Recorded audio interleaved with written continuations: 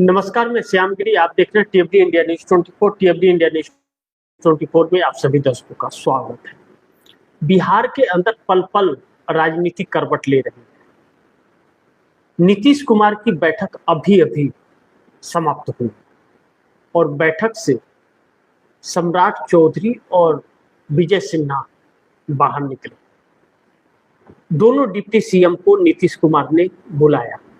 JDU की बैठक समाप्त होने के बाद डिप्टी सीएम विजय सिन्हा और डिप्टी सीएम सम्राट चौधरी को बुलाया। एक बात तो है कि अंदर कोई खिचड़ी बहुत बड़ी पक रही है, क्योंकि कोई भी नेता भाजपा का या जेडीयू का मीडिया से बात करने के लिए तैयार नहीं है। लेकिन भाजपा का क्या होगा मैं नहीं जानता, लेकिन जेडीयू के नेताओं के चेहरे पर जो सिकन है वह सिकन बहुत कुछ बयां कर रहा है। अब ऐसे में 70 विधायकों ने विरोध किया जेडीयू के बैठक में। 70 विधायकों ने फिर विरोध किया आज की बैठक में नीतीश कुमार ने, और भाजपा अपना सीएम बनाने पर अड़ी हुई है और नीतीश कुमार के 4 सूत्रीय मांगों को मानने से भी कहीं न कहीं इनकार कर दिया है।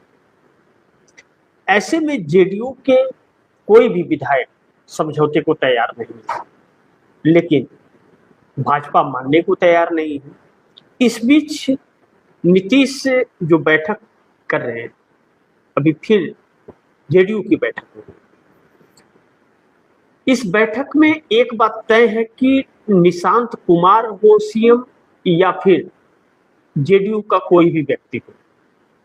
जेडीयू के किसी भी सांसद और विधायक को कोई आपत्ति नहीं, लेकिन भारतीय जनता पार्टी ने सम्राट चौधरी पर मुहर लगा दिया।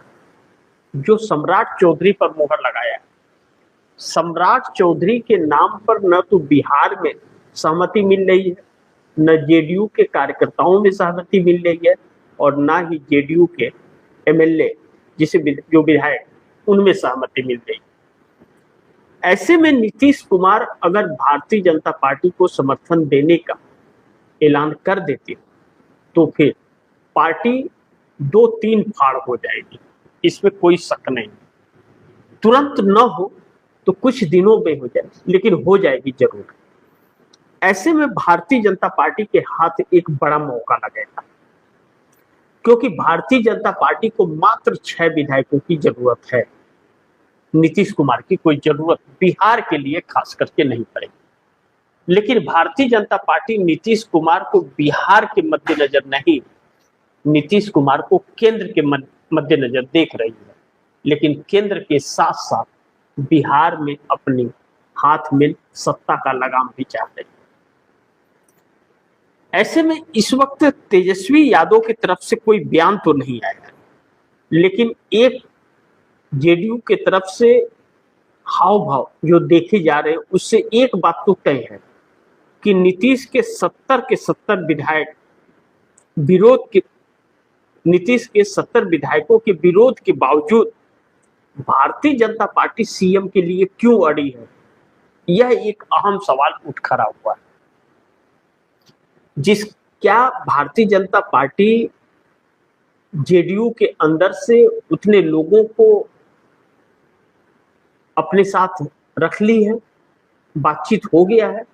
क्योंकि ललन सिंह और संजय झा भाजपा के ही लिए काम कर रहे हैं, इसीलिए जेडीयू के कार्यकर्ता इन्हें गद्दार सबसे नवाजते हैं। अब जब यह चीजें हैं तो बिहार में बहुत कुछ होने वाला है, क्योंकि जिस पार्टी के पास, सहयोगी दल के पास 85 विधायक और उसमें से 70 विरोध में और समर्थन के लिए 6 ही चाहिए, तो इसका गणित क्या है? कैसे आखिरकार भारतीय जनता पार्टी इतना अड़ियल रवैया दिखा दे सकती है? कुछ कंप्रोमाइज करती, कुछ बातचीत होता, कुछ ऊपर नीचे होता, लेकिन बिल्कुल नहीं। जैसे केंद्र में भारतीय जनता पार्टी के हाथ में पूरी सत्ता है, स्पीकर से लेकर गृह मंत्रालय, वित्त मंत्रालय, हर चीज, वैसे ही बिहार के अंदर फैसला नीतीश को करना है। अरे यार नहीं चल रहा है।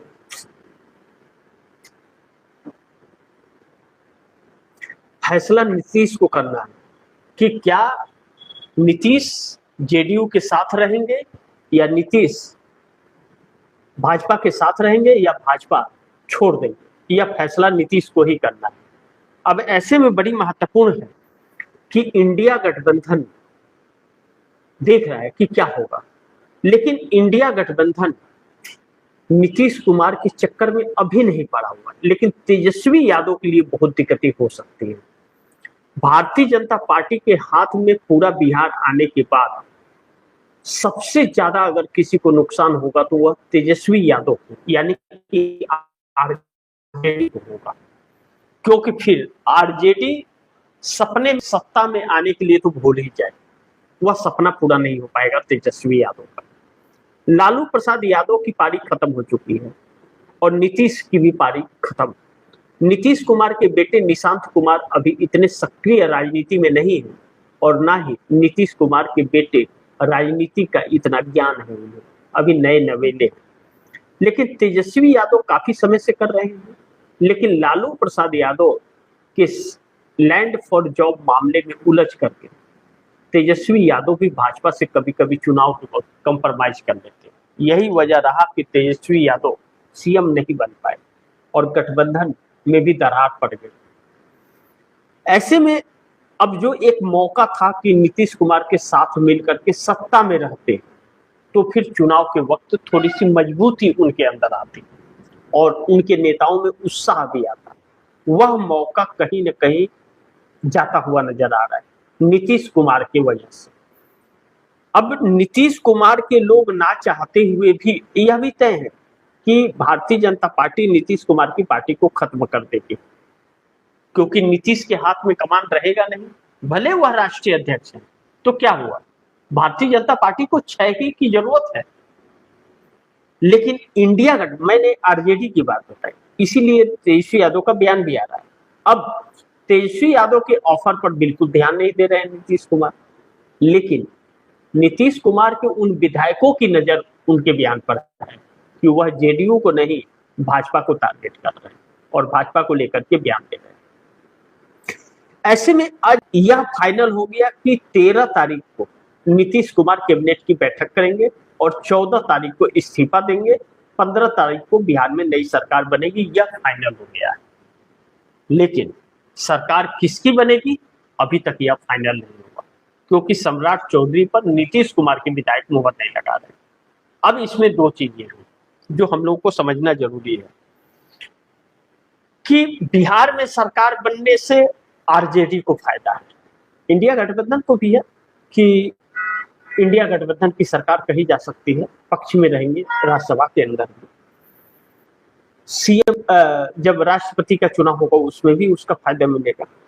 अब सवाल यह है कि नीतीश कुमार अगर भाजपा को समर्थन दे करके अपने लोगों का समर्थन दिला भी देते हैं तो भाजपा के अंदर यह टीस जरूर रहेगी कि इन 70 विधायकों ने विरोध किया, कभी भी यह विरोध कर सकते हैं और भाजपा को क्षय की जरूरत है। ऐसे में भाजपा के हाथ में सत्ता आते ही और स्पीकर भाजपा होने के बाद भाजपा पहले उन 6 विधायकों को अपने साथ जोड़ने का प्रयास करेगी।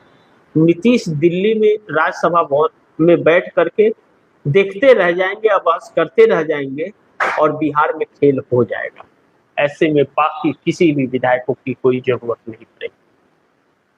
लेकिन दिल्ली में फिर खेल हो जाएगा, क्योंकि जो चंद्रबाबू नायडू को कहा जा रहा है कि वह मई महीने में दिल्ली का रुख कर सकते हैं, क्योंकि वह अपने बेटे नारा लोकेश को आंध्र प्रदेश सौंपने जा रहे हैं। 2 साल का कार्यकाल पूरा होने के बाद चंद्रबाबू नायडू, इस तरह की चर्चा है कि अपने बेटे नारा लोकेश को सीएम घोषित कर देंगे और खुद इस्तीफा दे देंगे। ऐसे में केंद्र की राजनीति में एंट्री मारेंगे। जब तक बंगाल, चाहे केरल, चाहे असम, चाहे तमिलनाडु, पांडिचेरी, सबका रिजल्ट आ गया रहेगा, कौन जीता हारा सब फाइनल रहेगा। तब तक ममता बनर्जी भी बहुत प्रिपेयर हो चुकी होंगी। अगर हार गई तब तो कोई खेल नहीं होगा, और जीत गए तो मोदी कुर्सी से उखाड़ कर फेंक दिए जाएंगे। नीतीश कुमार भाजपा के साथ रह हाथ मलते रह जाएंगे और सत्ता परिवर्तन हो जाएगा। ऐसे में नीतीश कुमार की पार्टी, पूरी की पूरी पार्टी कई टुकड़ों में बट जाएगी। अब ऐसे में एक चुनौती तो नीतीश कुमार के लिए है, और नीतीश कुमार के सांसद जो हैं या विधायक जो बगावत कर रहे हैं इस वक्त, वह बार बार नीतीश कुमार को चेता रहे हैं। नीतीश कुमार को क्या हुआ है नहीं हुआ है वह नीतीश कुमार ही जाने, लेकिन यह बात सच है, इससे इनकार नहीं कर सकते। एक बार भारतीय जनता पार्टी के हाथ में बिहार का सत्ता आने के बाद बरसों बरस तक जेडीयू उस लायक नहीं हो पाएगी और आरजेडी को उठने नहीं देगी भाजपा, यानी कि क्षेत्रीय दलों का खात्मा भाजपा कर देगी। ऐसे में बिहार जैसा है वैसा भी नहीं रह जाएगा, सिर्फ और सिर्फ आरएसएस का प्रयोगशाला बन करके बिहार रह जाएगा। सब कुछ इसके गुनाहगार नीतीश कुमार होंगे, इससे इनकार नहीं। बहुत लोग भारतीय जनता पार्टी की सत्ता बिहार में चाहते हैं। बिहार की मीडिया, बहुत सारे चैनल से जो भाजपा के गुणगान नहीं दिखाते हैं। नीतीश कुमार इस्तीफा दे के नहीं जा रहे, उनके दर्द होता है भाजपा की सत्ता आ जाए, उन्हें खुशी होती है। सिर्फ जय श्री राम करते रहेंगे, बाकी भूखे मरते रहेंगे बिहार वाले। उनके नजर लग रहा है कि शायद ऐसा ही कुछ है, इससे ज्यादा और कुछ है नहीं उनकी तकदीर। लेकिन बिहार के अंदर जब से सम्राट चौधरी के हाथ में बागडोर आया है, गृह मंत्रालय और नीतीश कुमार के हाथ से गया, नीतीश कुमार के साथ भी ऐसे ही था, थोड़ा कम था, और सम्राट चौधरी के हाथ बढ़ गया। लालू प्रसाद यादव के कार्यकाल को 22 साल पहले, 21 साल पहले का कार्यकाल को याद तो कर रहे हैं, लेकिन क्या लालू प्रसाद यादव के वक्त ऐसा ही माहौल था कि खजाना खाली, किसी को तनख्वाह देने के लिए पैसे ना हो? क्या ऐसे ही था कि दिन दहाड़े रोज घटनाएं घटित हो जाती थी और हाथ पर हाथ मार के बैठते थे? क्या ऐसा ही होता था कि हर किसी के घर को बुलडोजर चल जाता था? बिहार ने तो अभी कुछ देखा ही नहीं है। बिहार को बहुत बड़ी कीमत चुकानी पड़ेगी आने वाले वक्त में अपने अपने घरों को खोकर, क्योंकि बुलडोजर उन गरीबों पर चलेगा जिन्हें खाने के लाले पड़े हुए हैं, क्योंकि सारी जमीनें अडानी को सौंप दी जाएगी। भाजपा की सत्ता इसलिए जरूरी है, भाजपा को सत्ता इसलिए चाहिए, बड़ों का बोलबाला और गरीबों का मरण हो जाएगा उस दिन लिखित तौर पर, जिस दिन नीतीश भाजपा को सत्ता सौंप देगी। देखना यह है कि 14 तारीख तक अभी क्या क्या घटनाएं घटती हैं, इस पर नजर बनी रहेगी। लेकिन बिहार में माहौल गर्म है, कुछ भी हो सकता है। समर्थन भाजपा को देने के पहले जेडीयू टूट भी सकती है, क्योंकि बगावत बड़ी भारी पड़ेगी नीतीश को भी और भाजपा को। देखते हैं क्या होता है, जो भी होगा खबरें आप दर्शकों तक लाते रहूंगा। आप दर्शकों की क्या राय है, क्या सुझाव है, कमेंट बॉक्स में जरूर दीजिएगा। इस खबर को ज्यादा से ज्यादा शेयर कीजिएगा, अपने दोस्तों को भी कहिएगा आगे शेयर करें। और आपने टीएफडी इंडिया न्यूज 24 को सब्सक्राइब नहीं किया, सब्सक्राइब कर लीजिएगा। अपने दोस्तों को भी कहिएगा टीएफडी इंडिया न्यूज 24 को सब्सक्राइब करें। मिलते हैं अगली खबर के साथ, तब तक के लिए नमस्कार।